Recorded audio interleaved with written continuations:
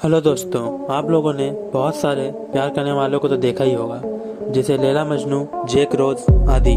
लेकिन मैं आपको ऐसे इंसान के बारे में बताना चाहता हूँ जिसने अपने पत्नी के लिए अपने आप को कुत्ते के रूप में बदल दिया। यह है 32 साल के टॉम पीटर्स, जिसने अपने आप को स्पॉट डेल्मेटियन डॉग के रूप में बदल दिया, क्योंकि उनके यहाँ एक कुत्ता था जिसे टॉम की पत्नी बहुत प्यार करती थी, जो कि मर चुका था।